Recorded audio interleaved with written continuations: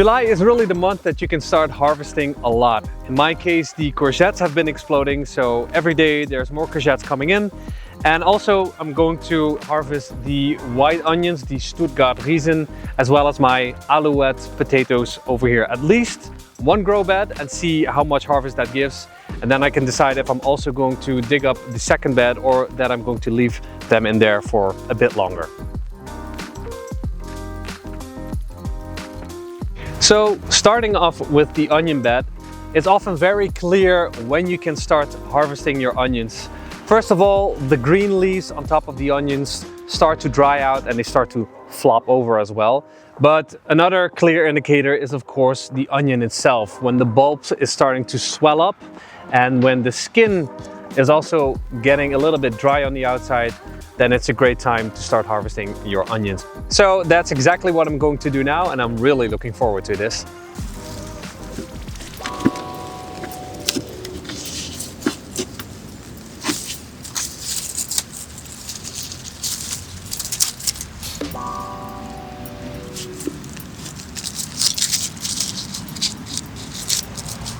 When you're harvesting your onions, try to be a little bit gentle with them.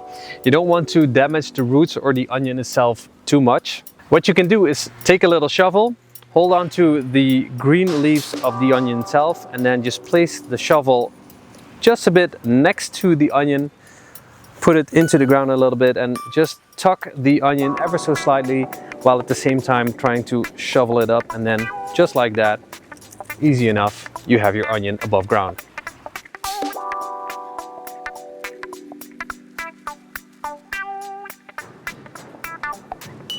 So I've just finished harvesting the Stuttgarter Riesen, which is just your plain white onion.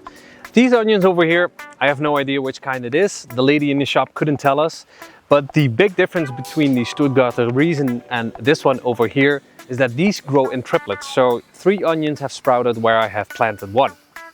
Now they grow as a triplet, but if you get them out, as you can see over here, they do separate and become 3 individual onions.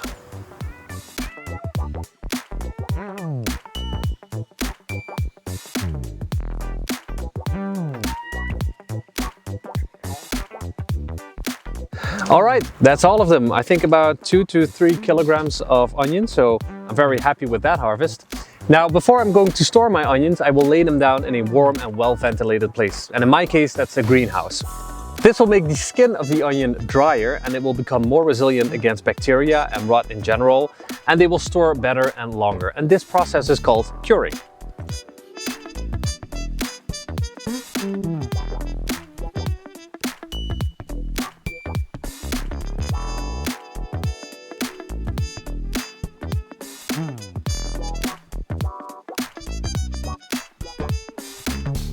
Next up, one of the potato beds. This variety is called Alouette. It's more of a reddish potato.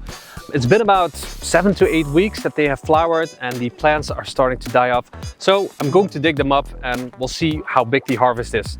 Now, I'm not expecting the biggest potatoes because I planted them way too close to each other, but maybe many little ones. We'll see.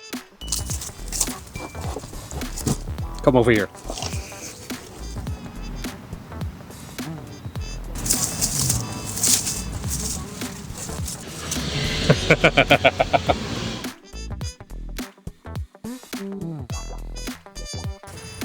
Is there anything more fun than digging up potatoes? I don't think so.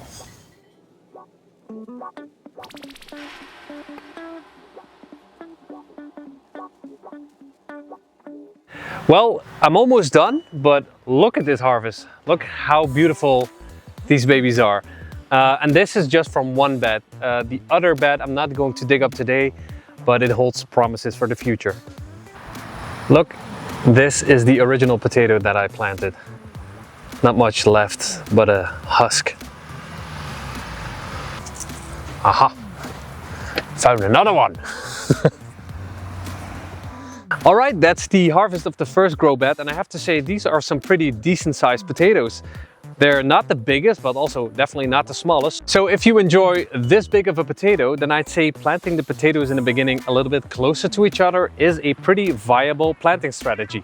I think this is about 4 to 5 kilograms of harvest, so I'm really happy with this. Much like the onions, I'm also going to cure these before I'm going to store them back at home. July is not only the month of abundance, but also of change and looking ahead. Now that you're emptying the bed after harvesting your crops, you want to think about what kind of crops you want to harvest during autumn and even winter. And now is the time to sow those seeds or plant those seedlings now that the beds have become vacant. For example, in my onion bed, I will be planting some brassica seedlings that are currently growing back at home. And in my potato bed, I will be sprinkling all different kinds of root vegetables such as beetroots, radishes and even daikon radish.